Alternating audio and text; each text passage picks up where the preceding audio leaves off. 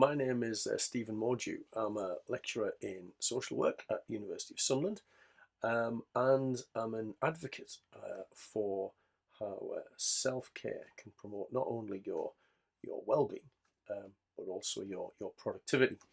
I talk about the fact that in terms of developing our resilience as a consequence of these things, we um, we have three pillars of resilience: uh, emotional resilience, um, being something that we know about and talk about often in social work education anyway. And there's a practical pillar of resilience, which is about how you organize yourself and how you plan for what you're going to do. I want to talk about the other resilience pillar in this little video, which is the physical pillar of resilience. And I'm going to talk about one particular element of that physical pillar of resilience, which is sleep, because sleep is an important cornerstone of our self-care strategy. It does so much for us, even though when we're doing it, we're not kind of doing anything, if you like. So I'm going to talk about that because the important thing to realize is that these three pillars of resilience are all interconnected. And what we do in one has an impact on the others. You don't need me to tell you that if you're tired and worn out, it tends to have an impact on how you feel emotionally. It tends to have an impact on how you feel about being able to plan and organize yourself. Um, Sleep deprivation, never mind just in social work, but across the general population. Matthew Walker, who wrote a great book called Why We Sleep, he says sleep is it's an epidemic. 1 in 3 people are not getting enough sleep. 1 in 3 people. Um, and never mind enough, there is also a quality issue to sleep as well. So it's getting the right amount, but getting the right quality of sleep. And to quote from Walker's book, he says that his years of research have established, for him anyway, that routinely sleeping less than 6 or 7 hours a night demolishes your immune system, more than doubles your risk of cancer. Insufficient sleep is a key lifestyle factor determining whether or not you will develop Alzheimer's disease. And inadequate sleep, even a moderate reduction for just a week, disrupts your blood sugar levels so profoundly you could be classified as pre-diabetic. So this is serious stuff. This is not just affecting your productivity. It's not just affecting your relationships with family and colleagues and peers. It's affecting your physical well-being as well. What gets in the way? Well, the modern world gets in the way. Yeah, if you listen to me talk about this kind of stuff a lot, you probably have heard me say that the modern world gets in the way a lot. But our ability to switch the lights on changed the way we sleep post-industrial revolution with the advent of electricity and the electric light bulb. We were always bimodal sleepers. So before the industrial revolution, we would go to sleep when it was dark. We would often wake up in the middle of the night and be awake for maybe an hour or so, and then we would go back to sleep again until it was daylight. And we don't do that anymore, do we? We can keep the lights on, so we can keep going until the early hours of the morning if we want to. Maybe you're a night owl, or maybe you've made yourself into a night owl. There are people who are biologically night owls. They've got a different kind of circadian rhythm, if you like, but there are many of us who have adopted that behaviour to stay up later and watch the latest Netflix or Amazon Prime series. The problem is, for people that do that, or people that are night owls, is that only 25% of people, it turns out, are night owls. So inevitably, the world is designed around the other 75%. So you might want to stop up till 1 o'clock in the morning and watch, the latest series that you're watching. But what you're going to then find is that you still have to be up at the same time as everybody else the following day who went to bed at 10 o'clock. So the world doesn't work around you for staying up late.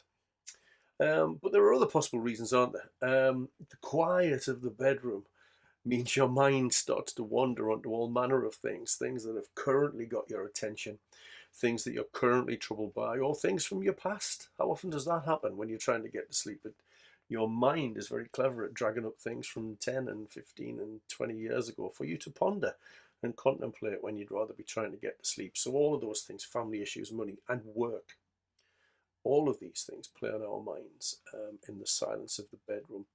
And sometimes you might, like me, you might get to sleep really easily. I do, but then if I am going through a bit of a stressful phase, I tend to wake up in the early hours of the morning, and that churn begins then. That churn of thinking things through, thinking things over, mulling things pop into your head, and suddenly I'm working my way through a lecture in my head to thinking about what I might say later in the day or whatever. And I'm sure you've experienced that in social work practice as well. Other things in the modern world that are readily available to us: caffeine. Caffeine plays a role. Lots of things have caffeine in them, lots of hidden caffeine out there. The half-life of caffeine is about 5 to 7 hours, depending on on your general physical makeup. So that cup of coffee at maybe 6 o'clock, or that kind of Coke or whatever at 7 o'clock while you're relaxing, it's still in your system when you go to bed at 10, 11, 12 o'clock, or at least half of it's still in your system. Sugar can be the same. It gives you a bit of a buzz, doesn't it? So you can't get asleep. Alcohol is another interesting one that's available to us in abundance these days, and it can mean that you get to sleep very easily. Most people kind of report, don't they, that if they've had a couple of drinks, they get to sleep easily, but it's not the right quality of sleep, Matthew Walker would say. He says that alcohol will have sedated you rather than putting you into a state of productive, kind of helpful sleep, if you like. So there are some things we do to ourselves, and there are some things about the churn of work, and part of that for me, that churn of work, is about how you manage in that practical pillar of resilience. And there's lots of evidence that says if you consciously plan the following day, so at the end of your working day, you consciously plan the following day, or on a Friday, you plan the following week, then you are more able to leave behind those tasks that remain unfinished. Unfinished tasks that are planned trouble you psychologically less than unfinished tasks that you haven't planned. And there's some interesting research around that. Daniel Pink, in his book When, suggests 5 questions to ask yourself if you're thinking about whether you are sleeping effectively, productively, if you like. First question he suggests you ask yourself is, are you satisfied with your sleep? Because if you are, then that's fine. If you find you wake up refreshed, if you find you're happy with how long you're sleeping for, and all is well, you're not tired during the day, it doesn't have an impact on your life in any way. If you're satisfied with your sleep, then maybe everything's all right. The second thing he suggests is, do you stay awake all day without dozing? Do you find yourself really sluggish? You will find yourself sluggish in the afternoon anyway. We have a natural kind of rhythm to the day. You will find yourself a bit more sluggish in that afternoon. Not all hours in the day are created equal. But if you find yourself needing to doze off in an afternoon, then maybe you're not getting enough sleep during the night.